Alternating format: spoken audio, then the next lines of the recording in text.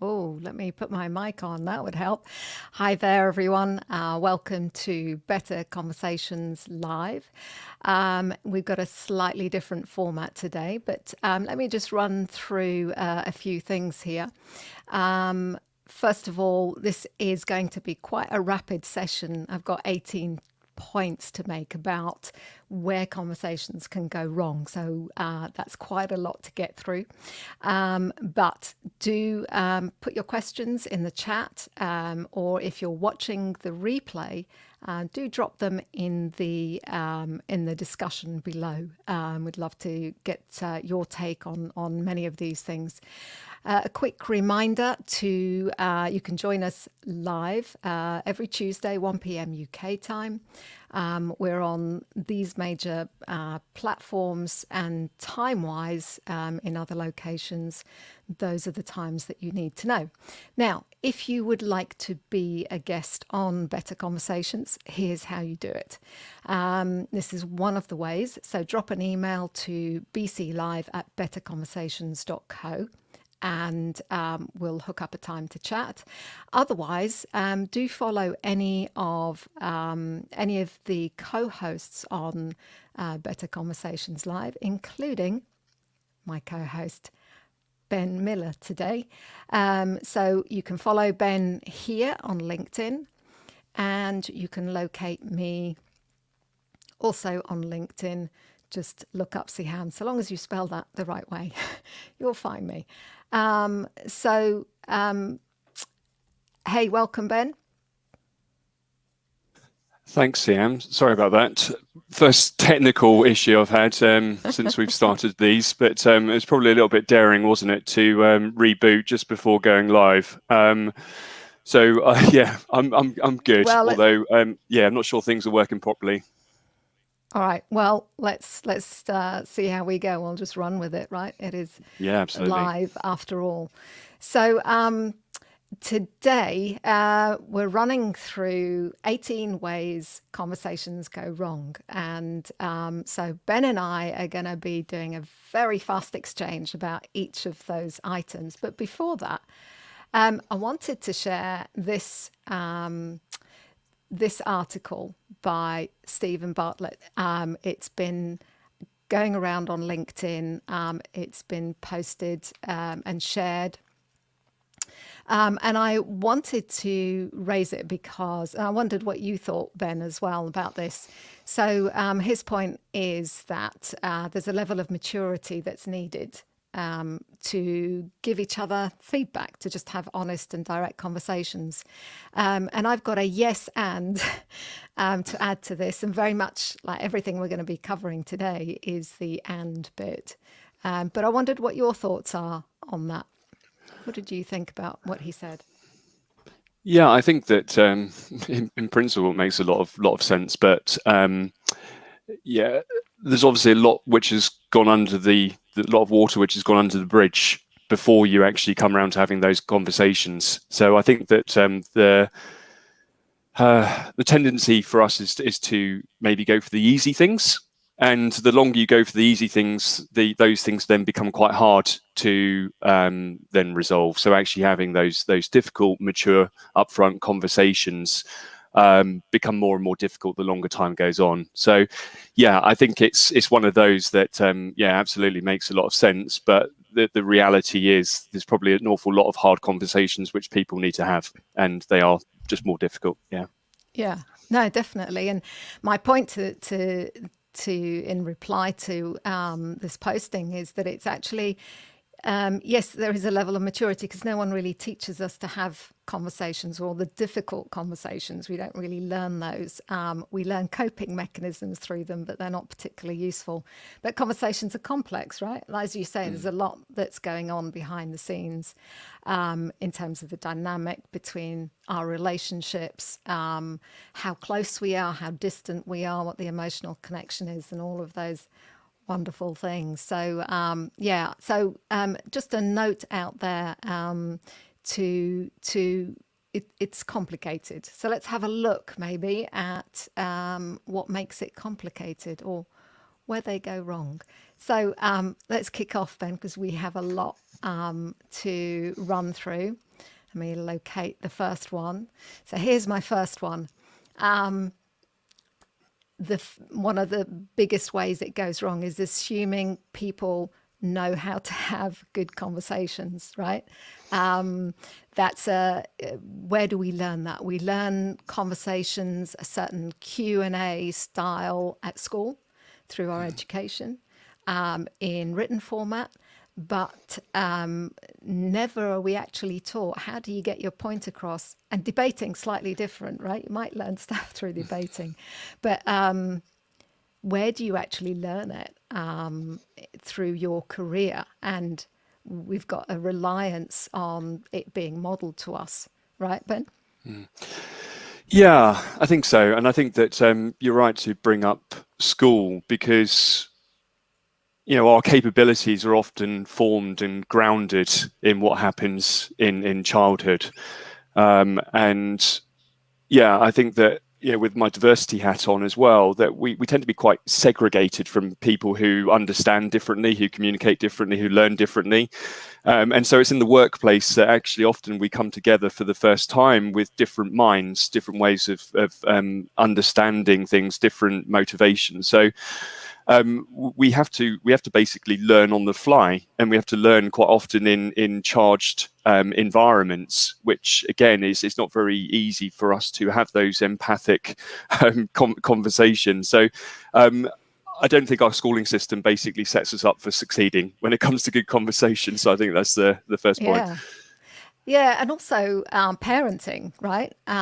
This is not to have a go. I'm a parent myself, so I deal with these difficult conversations all the time, but I've become very conscious that my kids copy my behavior. And so if what I'm getting back is not necessarily what I want to receive, then, changing the way that I converse, changing the way that I ask and engage with them. And I've become really conscious that in the moment, I have to first create an emotional connection, even though they're my kids, and then make the ask or then engage in that conversation. So yeah, I think where there's more that I think needs to happen, and I guess that's why we're here, is to help with that. Let's jump to the second one.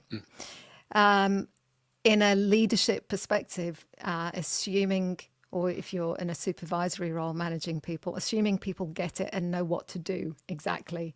Have you ever had the situation, Ben, where you have a conversation with someone and you think you're aligned, and you step away and you go to your desk and you go, I'm not actually sure quite how that fits with what I'm supposed to do, or how much more of a priority this is over something else? Have you ever had that?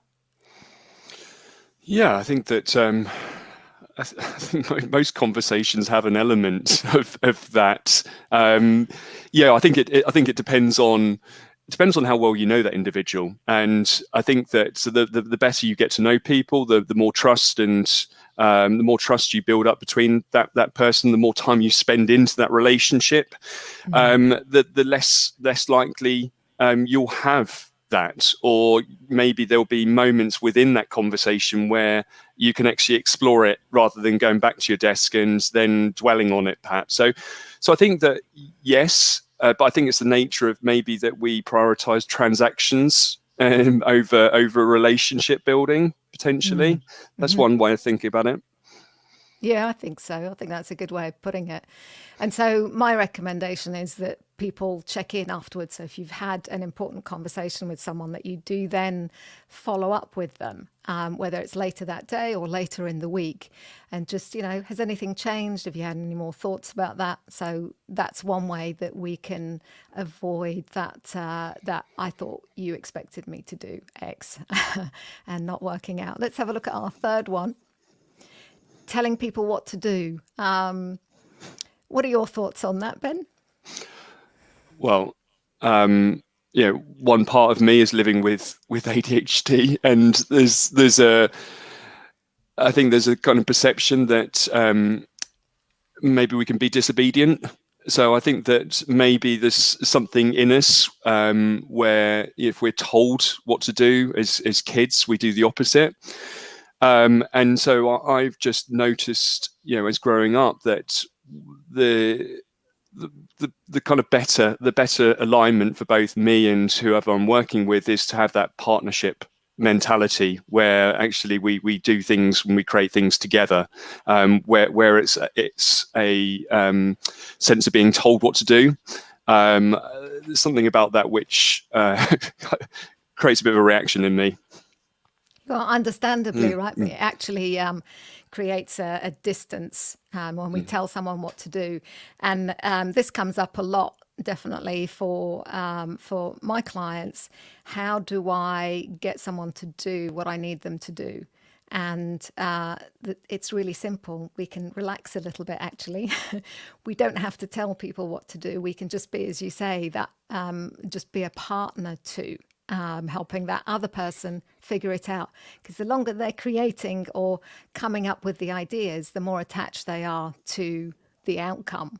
And so you're going to increase the likelihood that someone's going to actually follow through on that. They'll own it. And then the piece about holding people accountable becomes much easier because they're already doing it for themselves. So, and interesting point about certainly ADHD. I see that with my daughter. If I do, me directing or asking doesn't really land very well. Whereas if I'm there to help her think about what she wants to do next or what's important, there's a much better outcome. I think role modeling is really important, because I don't think I wasn't inherently a bad kid, but in the wrong environment with the wrong person of authority, I might look bad. But actually, I want to role model good behaviour, and so if I've got examples of that, I will follow it. Yeah, and to your point earlier about, we can be too transactional. I need to get some stuff done. We do it in leadership. We do it as parents. I need you to put your shoes on because we've got to go. I need you to get this piece of work done because we've got a deadline, without sort of investing more time in why that's important to the individual. Here's another place where conversations go wrong, when we make it personal. What thoughts do you have about that? Well, I think that making it personal, I think we focus on we should focus on the issue and separate the kind of issue and the problem out from the actual individual who's implicated in it. I think just that creates a defensive reaction a lot of the time, and it's a bit like the being told what to do. It kind of creates that that kind of almost like kind of counter tension, which actually you don't want to do that. So I think it is trying to focus on the issue and actually how can we resolve the issue, and almost take the kind of person and personality out of it. I think so. But it also doesn't mean that we can be hard line. We can be compassionate, we can be empathetic. It's just seeing it as a more strategic thing, as in, there's an importance to having this conversation, and it's about the project or the team or the outcome or the client. And that allows us to actually focus on what's really important here, instead of feeling like I'm going to upset you, because generally we don't want to upset people, but we don't know how to get into that conversation. Number 5, not preparing for conversations. We do run into conversations, don't we? We just go from one meeting to the next, straight in. Yeah, and I guess the conversation which we're having right now is one example of that. So we thanks to my technical issues, but I think not preparing. I think that again, there's a lot of things which we can keep in balance. Having a completely rigid, fixed narrative and things to talk about doesn't create the space to explore things which come up which aren't on script. But then at the same time, not preparing, not thinking, not getting yourself in a mindset of actually what do we need to cover, and what might come up, and actually how do you kind of think about it ahead. So it's that balance really between kind of planning and predicting, but then also improvising and exploring. And there's that tension there, isn't there? There is. Yeah, there is. Well, being fluid, I guess, being responsive to what comes up, even though you may have prepared, right? And it doesn't take long. We're talking 2-3 minutes, 5 minutes to just zone in and think about what you want to get out of that meeting or that conversation. And it can be, 50 times or more productive to just spend a little bit of time doing that, but also not being rigid, as you say, allowing for that partnership, that exchange to actually happen, and building on those ideas. Here's another one I see a lot: awkward and messy reporting lines. Especially where organizations are growing quite rapidly or fast, or not, attention hasn't been paid to reporting lines, and people don't know who then has the final say. Who do they need to go to get the sign off? Who's truly accountable? Those can make for quite not just messy, difficult conversations, but create a lot of anxiety, a lot of unnecessary conflict. Have you seen that, Ben? Yeah, just bringing ADHD back in. I hate structure, but I need it, and so there's again that kind of that tension. But when life becomes all about structure, it's then frankly quite tedious, and then it becomes quite unstructured. I find that we tend to overcomplicate things in the workplace, and it's almost like the kind of hierarchy and the structure and the functions almost determine what people do, which seems the wrong way round. Actually, how do we create environments, how do we create operations which allow us to people to be diverse and creative and spontaneous and come together? So again, it's that kind of that balance. Yeah, we do need structure, and not all structure and hierarchy is bad, but actually for the sake of it can sometimes cause more problems than it's worth. Yeah, definitely agree with that one. Over engineering things. Yeah. And, my recommendation with messy reporting lines is you got to do the exercise, which is look at the functions that you need, not the job titles, the functions.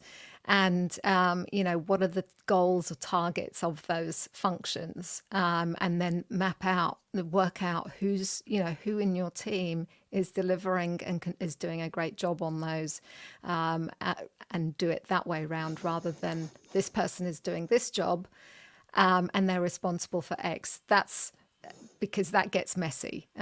You're taking the skills that an individual has.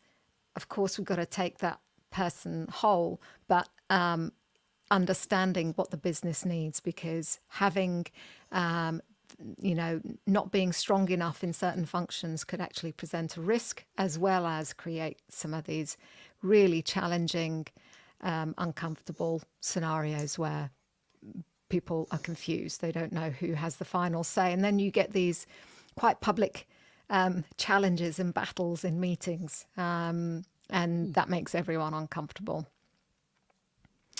Okay, keeping track of time here. Number 7, a perception of unfairness and inequity.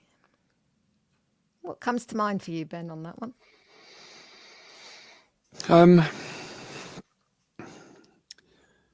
Yeah, I think that what we almost have like a one-size-fits-all approach to how we organize people in the workplace and incentivize. But it's almost as if this kind of one-size-fits-all approach fits nobody. And there's obviously some people that do well from it, and there's other people that don't. Yeah, I guess unfairness comes in all different shapes and sizes, and inequity comes in all sorts of different shapes and sizes. And I think that, yeah, at the moment, there's I kind of feel that we've got a lot of the negative things with work. So we've got less security, maybe higher stress, higher hours worked, probably less hopeful about the future, maybe. But at the same time, maybe wages aren't, or maybe wages for a lot of people are stagnating. So I think that people questioning, what is work for, and what is work for me, and different people have different ideas, and we're kind of going through that phase of exploring it. I think that's maybe something for you to riff off as a start. Yeah, I absolutely. I think there is a lot that's changing at the moment. We're all trying to figure out what is fair, even if you think about, if I'm working from home, or I have to go into the office. How does that work if you've got a team that's doing mixed, is remote and coming into the office? There's those things that are sort of the more immediate things that I think a lot of businesses are facing. Also, as a leader, this perception that you may be favoring one person or a group of individuals more than another. And that's why when you think about a conversation that you need to have, or a communication or initiative, it has to be explained not only to the main sort of direct stakeholders or the individuals who are going to be affected, but also to people around, the indirect stakeholders, as it were, the other audiences, and thinking about, what does that mean? Because that can actually facilitate what's being presented to that particular group, the sort of main group that you're trying to support. It may provide some other handles for, how do I interact? What does that mean for me as an individual who maybe has to interact with that group, and so on. So thinking about all your audiences, I think, is really key there. Here's another place where things can go a little bit south, where we become the bottleneck, needing to sign off on everything. This is another sort of example of maybe someone who's leading a team that's been short-staffed, and people have been wearing multiple hats, or you've got an organization that's growing, needing to get sight of everything and not letting go, not properly delegating things off to other people, has a lot to do with my worry that they don't understand what to do, and I do understand what to do, or they don't understand what's at risk if it doesn't happen well.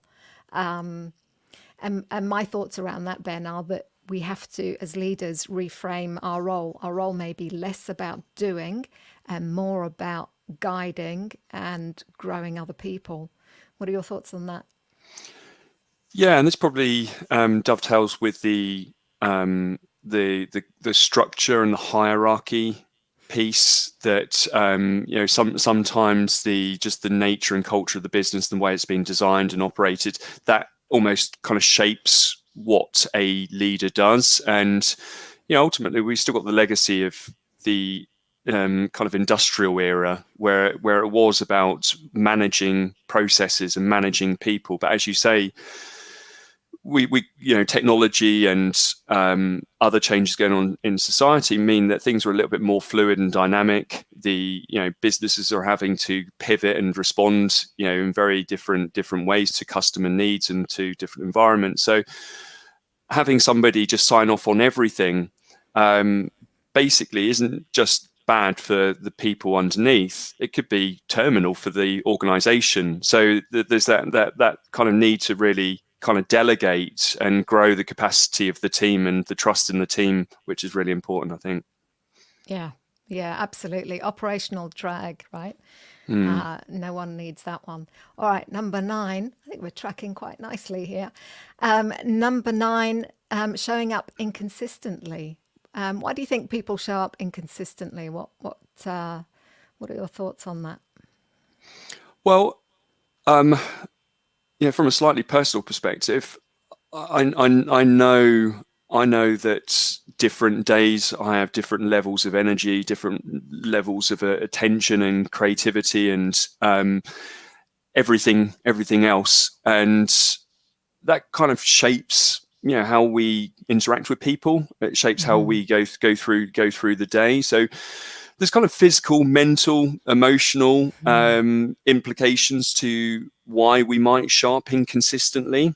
And yeah, so I think that's an important thing to be aware of, and be mindful that we kind of do go through ebbs and flows, but that has knock-on effects to the people perhaps underneath us or to the side of us. So yeah, there's an awareness piece that I think we all need to have as leaders and people. Yeah, and you bring up a good point. I think that there's lots, isn't there? There's, as well as maybe having a condition that means your compass is maybe amplified in a certain direction on one day more than another. There's things like lack of sleep, things that are going on for people in their lives that are affecting how they're showing up, and awareness, being aware of what may be going on for you. Sometimes that's helpful to actually explain that to the team, to your people, and as a way of modeling. Look, today I might be a bit short fused, or I might be a little short in my answers, or adjusting your calendar as well, right? I'm not going to be great for this meeting today. Can we reschedule it to another day when I've got, my thinking or more collaborative hat on? Yeah, I think there's room for us to actually take charge of what that looks like for us, and feel that we can make those adjustments. And something that Mag talked about as well is, to take the example of long COVID, we do need to allow ourselves to show up and change, our agenda in a way that means we can give our best in a different situation and allow for that kind of flexibility. We're going through, I think, quite a big change in terms of our working patterns and the diversity of those patterns. So I think we're not through it yet. I think there's still more that's going to come up, and as potential models for us about how we conduct ourselves day to day, and what adjustments we can do to look after ourselves. Yeah, and I think just to follow on from that, I think one of the big challenges, grand challenges we all have collectively to try and get to the bottom of is how we differ from machines. Because machines can run 24/7. They're very efficient and predictable and do things at scale, whereas humans are not. We are slightly messy, more complex, and have emotions, have bodies, and nature shapes how we behave and how we interact. And I think that again, it's trying to, that inconsistency is part of human nature. We're fallible. We could be spontaneous and creative, and actually appreciate that we are different. So look, I think that different people in different contexts demand more consistency than perhaps others.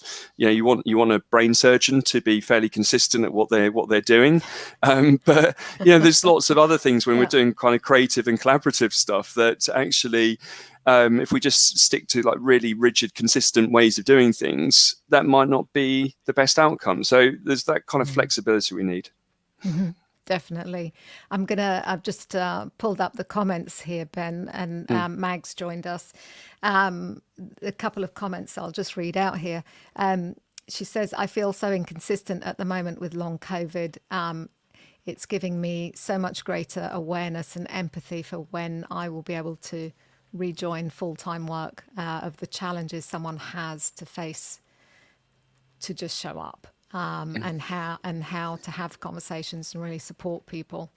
So yeah, thank you for that, Mag. Definitely, it is. I think there are layers of this, lots of layers for us to discover, and maybe it's a period of reevaluating for ourselves what that means, as well as how we can support our people, especially if you have got members of your team who are working remotely, or you're fully set up as remote, right? These are things that you may need to spend a little bit more time in conversation about, in order to support people, to make up for the fact that you can't see them face to face. You're not having that that interaction.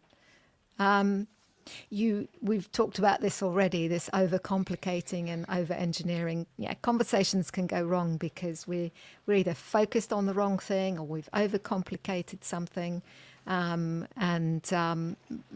Sometimes it's just going back to the core. Think about what's really important here.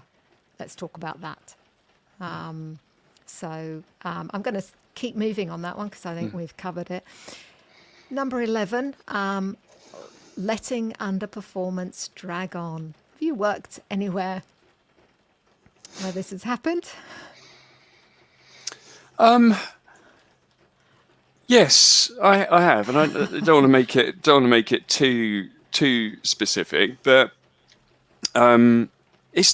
it's difficult, and I think that letting underperformance drag on can be a cultural thing, and when it's almost hidden and just part of the fabric of a business, it's very difficult to turn things around. It's almost in your kind of your DNA and your bones, and you have to really fight to maybe go in the opposite direction. And some people are more able to affect change, and other people are more susceptible to being influenced by that culture and dominated by it. But yeah, I think that I think it's part of what allowed maybe businesses to thrive in the past, which is more about centralization, more about standardization and efficiency. Though that kind of medicine is almost like the poison of today, and we've almost just got that kind of legacy of inertia, and yeah, it's just really difficult to get out of. Yeah, I think this is probably one of the biggest areas that we avoid in conversations, is having a team member who's underperforming. And it also speaks to sort of fairness and integrity and dignity of individuals, as well as operational risk. Are we really doing that person any favors by avoiding this conversation? We're not really creating an opportunity for them to maybe see themselves differently or reevaluate, in a safe conversation, what needs to change for them, what's not working, and allow for that time to kind of reveal what needs to change. And my counsel to leaders is to think about it as operational risk. If you've got difficulty because you don't want to upset somebody, or you're not sure about how to say it, those are things that we can tackle.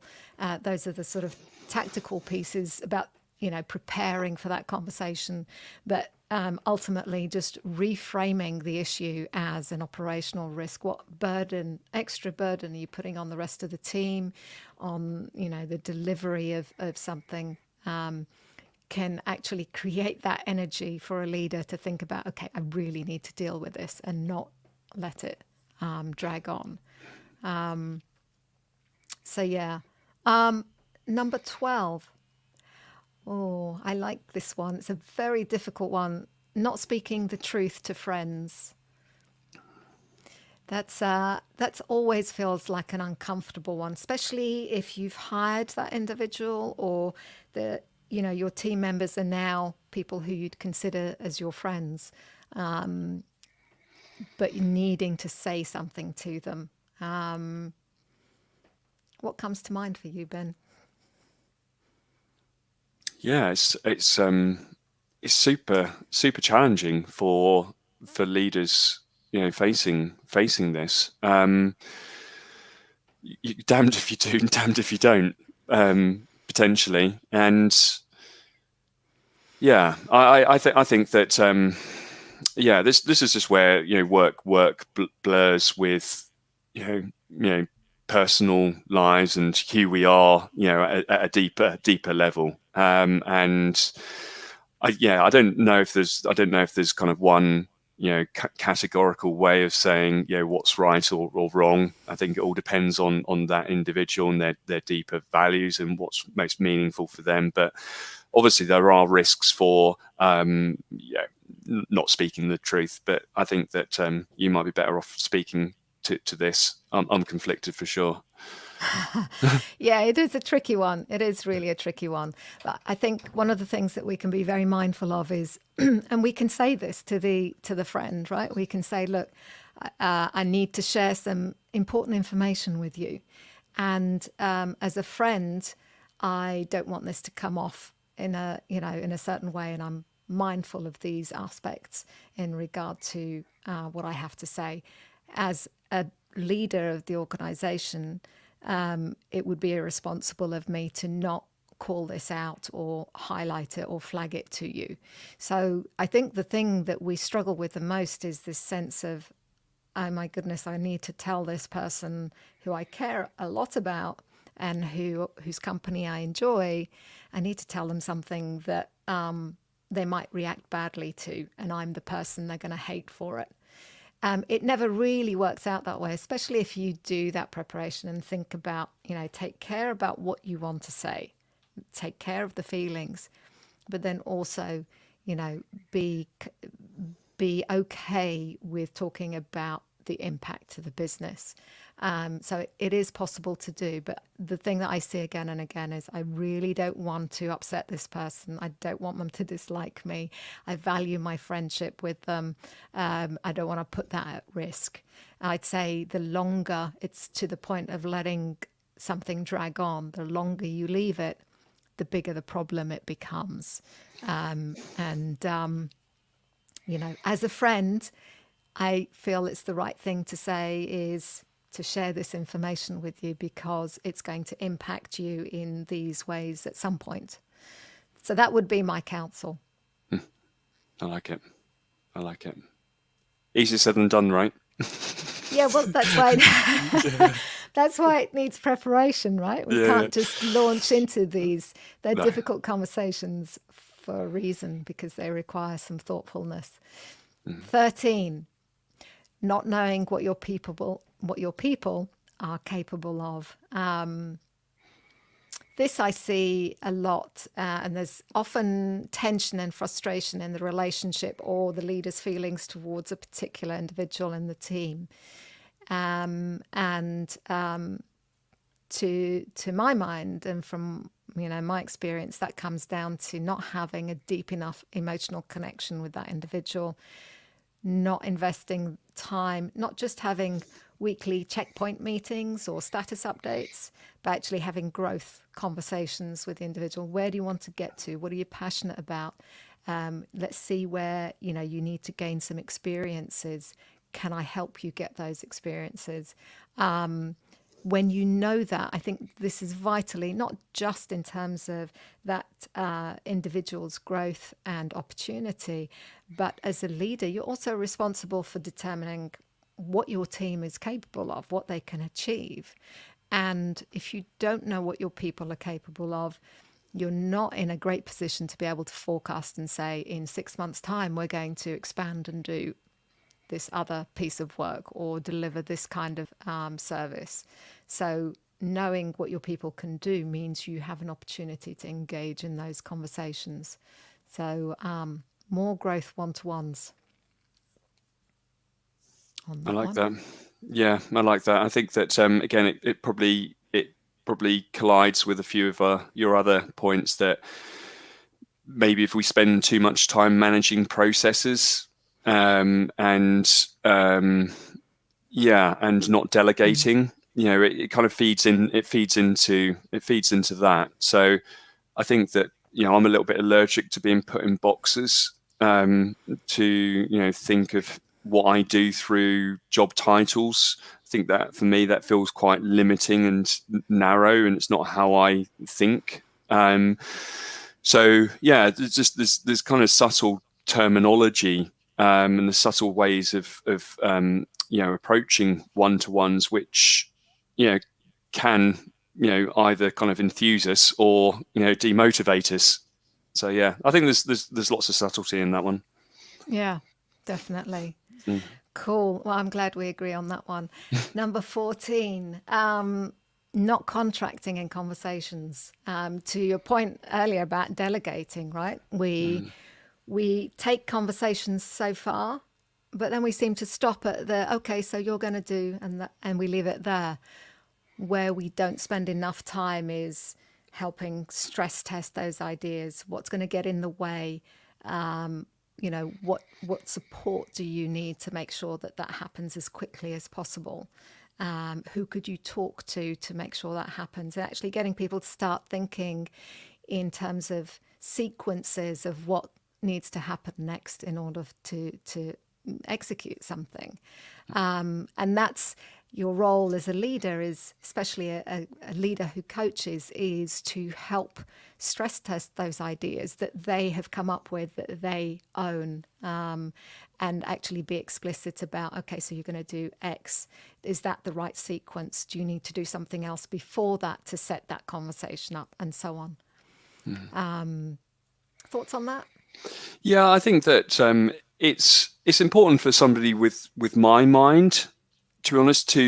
I like ambiguity, but I can't live permanently in kind of ambiguity. So, it's that kind of it's that kind of structure, or it's that kind of fine line, really, that in conversations, I tend to think a bit more clear than perhaps just operating by myself in day-to-day life. So actually, if there's an opportunity in the conversation to create a framework, to create an understanding, to create ideas and where next, and to make it more concrete, that definitely works for me. So that definitely helps me. And when we've explored a few things together, I'm conscious of that being really helpful. Yeah, I think it is helpful, and it avoids that sort of walking back to your desk and going, I'm not really sure what was expected there, or what we agreed on, or we have two very different ideas about what we agreed on. And that's where the nasty surprises happen later on, right? Why did they do that? That's not what we talked about. 15, not believing in your people.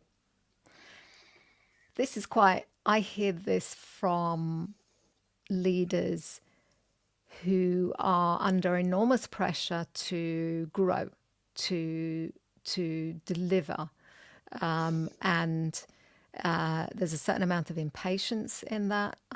There's also a certain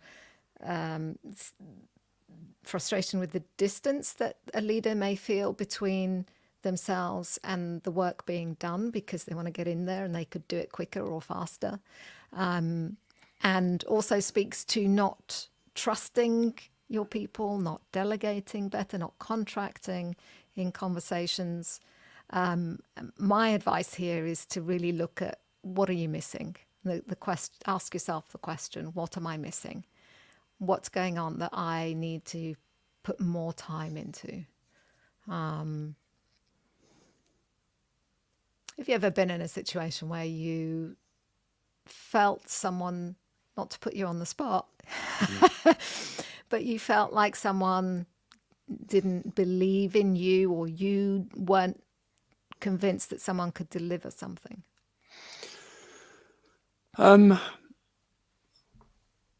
Yeah, I don't know. Less examples of not believing in other people, but I think because I've had to go through a lot of life having to overcome doubts. I found that a lot of people perhaps didn't believe in me, and I think that we live in this time where everything has to be kind of really urgent and quick. But actually, I can do really urgent and quick. But I'm also a bit of a slow burner, and so I don't kind of reach a point and then stop. I keep growing and growing and growing if I'm allowed. And so there's kind of different ways to get from A to B. Tortoise or hare. Maybe I was a slightly slow developer, but actually in the longer run, I kind of feel that that's a good thing. But again, it's that kind of structure. If we're creating everything, well, you have to deliver something by the end of this week and next week and everything else. It's almost creating the conditions for some people to not be believed in. So that's the challenge. I think that's interesting. Yeah, Ben, I agree with that. Yeah, food for thought on that one. 16, thinking people are stupid, not committed. It's sort of related to the first one. It's a little bit more nuanced because, is it fair to say it's a little more aggressive? And again, I think to me, this speaks to not having enough of an emotional connection with people, not understanding what they can do. And so I guess it's the next level up in terms of how you are viewing people. This can be complicated, and I'm not saying that this is totally about then looking at yourself and going, how am I not inspiring them? This can be quite fraught with a lot of either conflict or frustration or underperformance and not dealing with those things. But if we talk about, as a leader, owning your responsibility for how people are performing or how they feel, there is always something that as a leader I think you can do to unlock what people are feeling. What are your thoughts on that?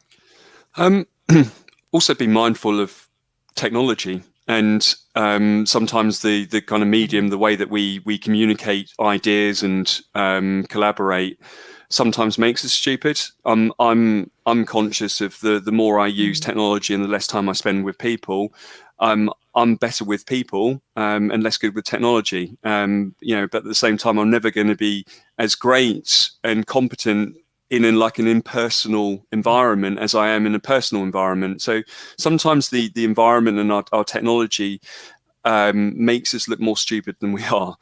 And so, if we've got issues with perhaps kind of spelling and punctuation, if all we're doing is typing emails and exchanging, instant messages, there's going to be lots of mistakes which people either consciously or subconsciously pick up on, and that gives an impression sometimes that actually we are a bit stupid. So, I think that's a really important one, and that's why I try to avoid social media. Because you try and see everything from all contexts, and you're having to constantly spell check and grammar check and everything else. We need to be kind of kind that actually we make mistakes using these things. Yes, yeah, definitely.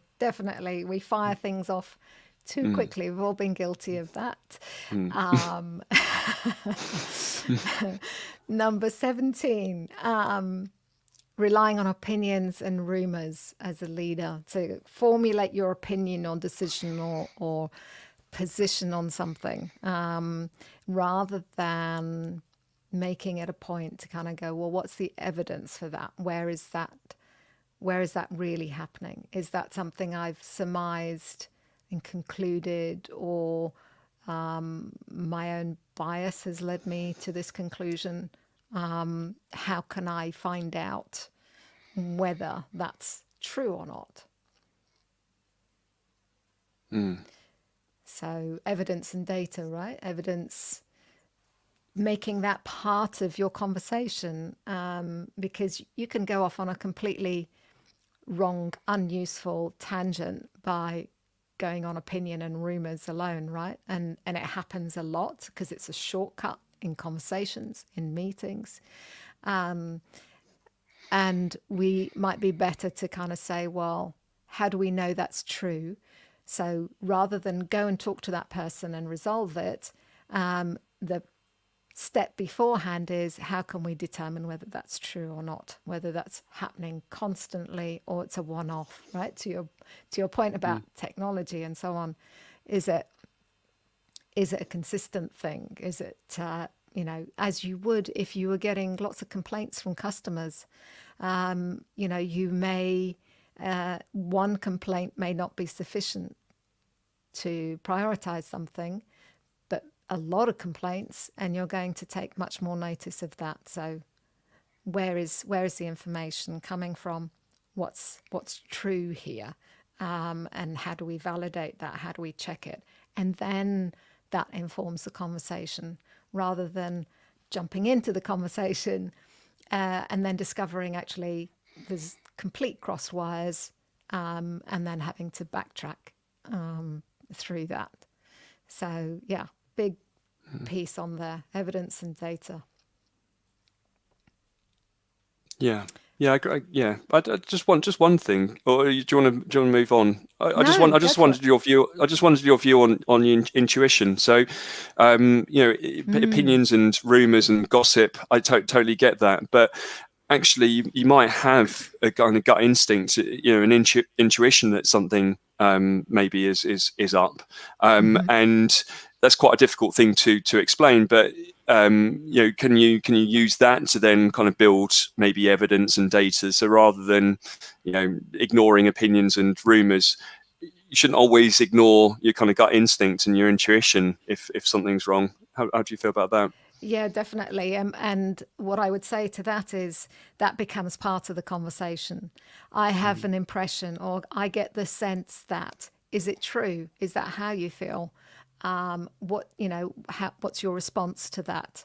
And then allowing for that person to actually respond to that. So intuition is really important, and it shows that you are listening, that you're observing at a deeper level. So I think intuition is really important. It's knowing how to use it usefully, not letting it necessarily be the thing that says that my intuition is X, therefore I'm going to do something. But actually thinking, my intuition is this, how can I get confirmation of that? How can I find out whether that is really the case before I go and do something that actually might mess up something for someone else, right? Yeah. Draw conclusions. Yeah. So yeah, thank you for raising that. Yeah, really Yeah. important one. Yeah. Good. That's it from me. On to the last one. Last one. Letting your ego take over. How many people have you been in meetings with where they just dominate the conversation? It feels like they like the sound of their own voice and they haven't allowed some airtime for other people. In the podcast interviews that I've done over the past couple of years, I'd say this is the one thing that people express as being a negative in a conversation, is where you're in that conversation with someone and their ego is driving it. It's a real turn off in conversations, shuts people down, don't want to engage. How do I get my opinion in? Maybe you're not interested in my opinion. And so I really think it's important as a leader that you take ownership of the way your message lands, whether the other person wants to be in conversation with you, wants to listen to you, and vice versa, right? Yeah, we have one mouth, two ears, and I think, Yeah. as you say,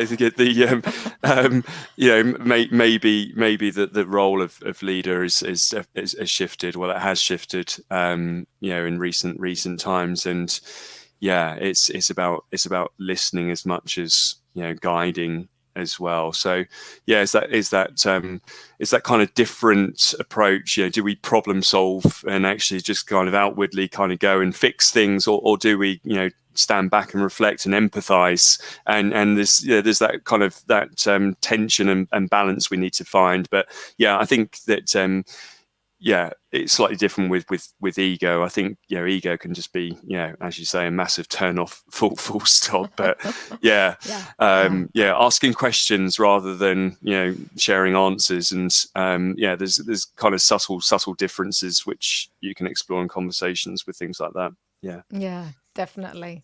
Definitely. Couldn't agree more. Fantastic. Well, that was Cool. our 18. If anyone's got any questions around that, or wants more information, I will drop in some links to some resources. But we'll leave those 18 ways. And there's probably more. I'm sure there's more. There are more ways for conversations to go wrong, but those are certainly the most common ones, the ones that come up for clients a lot, and for teams. So really, really important. Hope that's been useful. As just a quick reminder that tomorrow we're launching Live Leadership Pro. So this is Wednesdays, 8 a.m. I'll put the info up now. Excuse me, Ben, it's going to cover us up. So Live Leadership Pro is kind of a leadership clinic of kinds. It's where you sign up. We'll be there 8 a.m. UK time Wednesday mornings. And the idea is that if you've got a challenge, if you've got a situation that you're trying to unpick or handle effectively or you're concerned about, you can email that challenge through to us. Excuse me. And we'll anonymize it. And then in these sessions, we will unpick it and share it. And to the extent that you're comfortable, discussing that with us, can go from 0 to being fully engaged in the exchange. But we're basically going to dive into that and hopefully have you walk away with some options or ideas for how you might tackle that particular challenge, that conversation. So you can sign up for that at betterconversations.co/live-leadership-pro. I was almost getting my tongue twisted there. So that's all from us. Shall we run through our when we're here and how to reach us, Ben? Yeah, why not? So yeah. Just repeating the message there. Yeah, so join us every Tuesday at 1 p.m. UK time on the various channels, and these are the other times which you can join if you're tuning in from abroad. Yes. Yeah. And yeah, and we're looking for guests as well. So if you've got if you'd like to be part of it and explore better conversations for leaders, email here. So yeah, definitely. Cool. And you can reach out to Ben. Ben, I've really enjoyed this. It's been good to get your perspective on those different challenges. And I hope that's been useful for people as well to just think more broadly about their own context, but maybe also for members of their team as well. So, if anyone's got any further comments, you want to reach out to me, that is how you can do it. And I think we will leave it there for today. I've really enjoyed this. It was a complete experiment. So, but yeah, wonderful to have chatted with you, Ben. Yeah, it's been a pleasure. It's been a pleasure. We'll do it again soon, next week probably. Yes, definitely next week. All right, it's been fun, very helpful. All right, take care. Fantastic. Cheers, folks. Bye.